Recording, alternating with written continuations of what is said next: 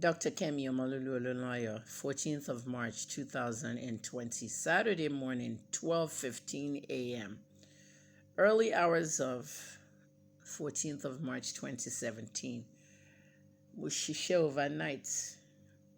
Mo blog. Mo gba freelance assignments. Mo dẹ̀ ṣiṣẹ́ overnight. 7 a.m. mo lọ sùn, ó rẹ̀ mí because American time mo fi ṣiṣẹ́. Mo sùn ní 7 a.m. 7:30 a.m. àwọn ọmọ mi jí mi, wọ́n lọ́lọ́pàá wà níta.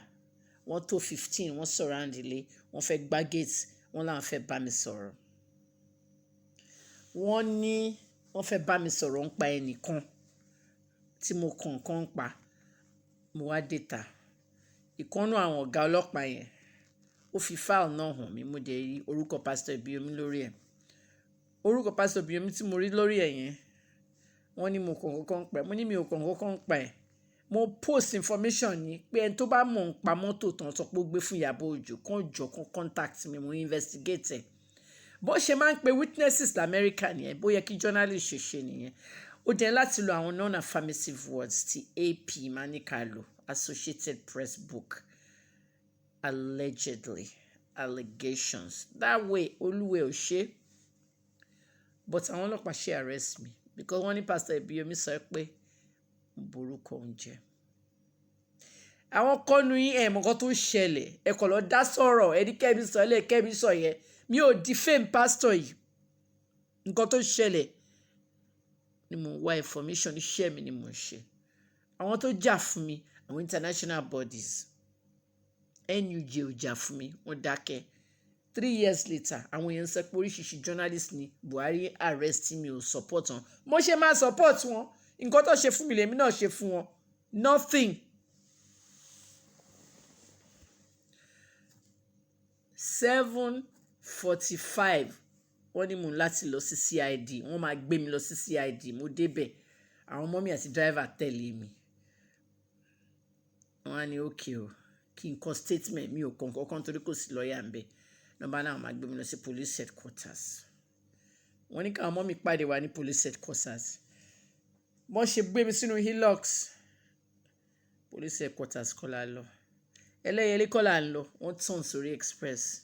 Mi mọ̀ bí tó ń gbé mi lọ.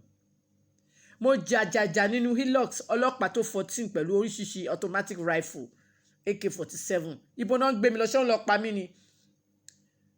Wọ́n ṣàní kí n calm down, kí n calm down. Èmi ò mọ̀ nǹkan tó ń ṣẹlẹ̀. Federal SARS láti Abuja. Wọ́n ṣe gbé mi dé Port Harcourt ní 12 hours. Ẹ̀rù tó bà mí ní ọjọ́ yẹn, damage tó ṣe sí mi, kò ṣe explain. Mi ò ever recover. 3 years, mi ò ever recover. Dr. Adimoni PTSD, post-traumatic stress disorder. Mi ò ever recover. Mo ṣe fundraiser. Àwọn èèyàn dáwó fún mi, but mi ò make owó tí mo fẹ́. Owó tí mo fẹ́ tó 6, 7, 8 million. 8 million. Mo raise 4 million. Àwọn fans dá 2,000. Mo crowdfund torí mo fẹ́ káwọn èèyàn dá a certain amount, bóyá ó lè add up. Emmanuel Emenike ó dáwó fún mi. Footballer tí mi ò mọ̀ rí. Ó ka story mi. Oríṣiríṣi èèyàn tí mi ò mọ̀ rí, tí mi ò rí rí, wọ́n send mi lówó. Tonto Dike, Densia, Azuka, àwọn èèyàn lóríṣiríṣi, Maktub, different people. Ẹlòmíì dá 10,000 tó ní kí n bá dárúkọ àwọn kan fẹ́ help me. Àwọn èèyàn wò mí tí à jẹ mí. Àwọn celebrities wò mí tí à jẹ mí. Àwọn celebrities kọ́ wà tí mo tún lọ bá DM, ẹ ṣàánú mi. Mi ò ní dárúkọ wọn. Àwọn èèyàn help me. Àwọn èèyàn they help me. I want to thank people like Toyi Abraham. But I especially want to thank Ìyábọ̀ Òjó for coming out to Toyi Lawani and really sitting down to understand what happened. Because wọ́n ṣe ìkà fún Ìyábọ̀ ni, wọ́n dẹ̀ lò mí as a journalist. Kò sẹ́ tó lè lò mí fún kankan. ó pẹ̀lú kan tí mi ò ṣe kí gba any of these news tips mọ́ ẹni tí yàrá máa jẹ́ Nàìjíríà mi ò lè help wọn mọ́. The story that ruined my life was nothing more than somebody in Hollywood that wanted to ruin Iyabo Ojo. Olúwẹ̀ kọ lẹ́tà 8 pages. Ó kọ lẹ́tà of 8 pages. Ó gbé fún Iyabo's PA. PA tó ti ẹ̀ strange tó ń sọ̀rọ̀ mọ́ tó jalè. Ẹni wá gbé lẹ́tà yẹn fún. Ó ní kó gbé fún journalist tó máa ń dọ̀tí àwọn èèyàn. Èmi dọ̀tí àwọn èèyàn bí mo ń sọ stories. Unfortunately èmi ò ṣiṣẹ́ bẹ́ẹ̀ yẹn. Mo máa ń lọ investigate go everything tó bá fún mi ní investigation dẹ̀ ni mo ṣe. Mo ní mo fẹ́ bẹ̀rẹ̀ tó fi gbé mi. I received a letter from Salvation Ministry. If you go to that church, if you know anything about this card that was given to Iyabo that belongs to the church, please, these are allegations allegedly given to her. The 2 words, she won't come in school. In journalism, they teach you that in school. Unless the words there, non-affirmative was allegation allegedly. That protects you from being sued. Wọ́n ṣì gbé mi to the project Nigeria. Our international bodies fight for me. CPJ, Committee to Protect Journalists. There were many people, Sahara reporters, even Premium Times was in prison. Wọ́n wá tì mí mọ́lé for 81 days.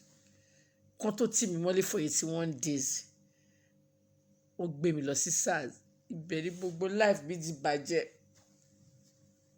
48 hours mo wò wọ́n tó execute àwọn èèyàn lẹ́yìn yàrá mi. Ó pa wọ́n bó ṣe gbé wọn wá, ó dẹ̀ pé wọ́n láàbù rọ́bà. Àwọn ọmọ kéékèèké extrajudicial killing náà pé. Ẹ̀jẹ̀ tí mo ní gbogbo ara wọ́n ọ̀sẹ̀ wọ́n ṣì rí dè nínú yàrá yìí. Wọ́n da orí mi rú. 3 years later, I'm planning to seek legal advice. The post-traumatic stress disorder has really ruined me. I'm in 70% recovery. I spent all the money on therapy, talk therapy. Some sessions were 50,000, some were 20,000 per hour. It's expensive. Have you ever had trauma in your life? Post-traumatic stress disorder. Ẹ máa fi bú mi. Kò ṣẹjọ́ yín. Ọjọ́ tẹ́ bá jáde tí mọ́tò gbá yín tí mọ́tò yẹn red tẹ́ ẹ lè rìn mọ́ tẹ́ ẹ recover ẹ nílé wọ mọ́tò tó red mọ́. Because trauma in itself is a human experience. That's why PTSD is not mental illness. It's a mental disorder. Anybody can experience trauma. At the end of the day, after yàtọ̀ Gemini SARS tí wọ́n wọ ọkọ̀ burúkú, wọ́n gbé mi lọ prison. Wọ́n in prison me for 81 days. Wọ́n release me. Wọ́n padà wọ́n ní mi ò perfect bail kan. Lawyer kan tún betray mi nínú team. Ó gbowó lọ́dọ̀ side pastor. Àwọn boys pastor fún lówó. Lẹ́tà tí wọ́n fún kó fún court para mi ò yá mi ò lè wá sí court kò submit ẹ̀. Wọ́n á gbé bench warrant fún mi. Wọ́n á arrest me 3rd time. 90 days mo fi jókòó sí prison. Kí ló dé mo fi jókòó sí prison for 3 months? Kò sí ṣọ́ọ̀tì. Ó lọ sọ fáwọn ṣọ́ọ̀tì yẹn. Fatai Lawal níbi tó bá wà. Ó lọ àdá sẹ́ríà fún ẹ. The Yoruba lawyer that was in that team, Afe Babalola Ko, ó borúkọ lọ́fà méjẹ́. Ó tún wá sọ fáwọn ṣọ́ọ̀tì yẹn kó lọ withdraw Kemi wá sí court. Olóde keep letter. I spent 90 days the 3rd time. I saw murders in the prison. Becky died. 2 of my friends died. One was heavily pregnant, lost the baby and died. I saw horrors. Where's the prison book I'm writing? I could not do it anymore. I don't want a biography. I don't want a book. It will be a time when I will say it, when I will write something, or when I will document it in video. I really suffered 6 months, 3 times. Only for the police. They begged me. Kemi, just confess. The pastor is ready to drop this case. Mi ò lè confess because èmi kọ́ ni mo kọ́. Wọ́n said there CBD. Finally, Toronto police officer ló lọ pe Facebook ní legal department wọ Facebook ló ní Instagram. Àwọn ọlọ́pàá gba phone mi wọ́n seize throughout the case. Kó tó fún lawyer mi padà wọ́n ti delete message yẹn nínú Instagram DM mi. Àwa dàbí pé kò ever wà. Wọ́n ṣèkà fún mi. Federal SARS under Ibrahim Idris. Wọ́n ṣèkà fún mi. At the end of the day, Instagram àti Facebook headquarters wọ́n sọ pé èmi kọ́ ni mo kọ́. Some of you bẹ̀rẹ̀ sí sọ pé mi mo kọ́lé mo kọ́. Mi ò kọ́ kọ́kọ́. Wọ́n send kan sí mi. Kò wá send tó mọ̀ pé 8 pages náà kọ́. Torí ẹyọ kan ló gbé mi lọ sí prison. Mo wá yọ all 8 pages jáde wọ́n kà. Wọ́n ò pé ta ló lè kọrú nǹkan báyìí pa pastor wọn. A lot of what was in that story was true, but it was not that pastor. It had to do with a car, and the car was not between any pastor and Iyabo. Viamechi was mentioned in the letter. The car had to do with that. Our old fights. And so send me to prison. Ẹ̀rí ẹ̀ wo fídíò èsì mo dẹ̀ ti dáríjì. Mi ò lè gbé kiri lọ forever. Mo ti lose gbogbo owó mi. 55 ni mi ò ní one asset ní Nàìjíríà. Gbogbo kan tí mo own l'Amẹ́ríkà for all my years there. Mo tà ní kí tó máa bọ́lé. Nígbà tí mo lọ Canada tí mo tún kúrò Canada. Tí Canada lé nítorí mo antagonize gan lọ wọ́n jẹ́ kí kẹ́rù mi. I only took 3 suitcases. Ẹni tó yẹ kó ta gbogbo ẹrù mi kó send mi ní owó. Ó jẹ́rù mi lọ. I have nothing to my name. But tí mo fẹ́ sign 30 million naira endorsement pẹ̀lú Etisalat Nigeria. Linda Ikeji kan story. Ente mi ò mọ̀ rí. Ó kọ story pa mi pé èmi threatening bloggers pẹ̀lú gun.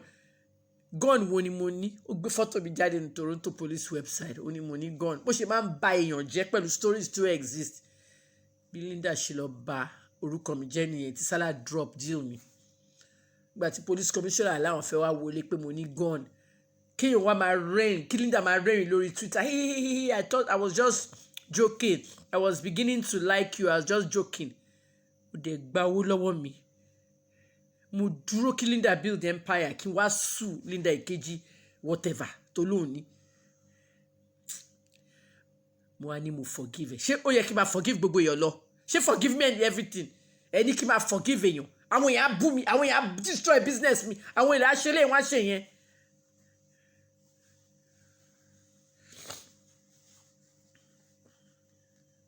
Ń tọrọ owó lọ́wọ́ àwọn èèyàn ń bú mi. Wọ́n ní mi beg mi ṣe kí ni kò ṣe pé illiterate people láwọn Nigeria tó ọmọ túmọ̀ crowdfunding or fundraiser. Ẹ lè pè mí beggar tó bá wù yín. Àwọn tó help me. I did not get to where I had to achieve. I was suicidal all the time because I did not want to wake up and see this blood everywhere. Every now and then I still see it.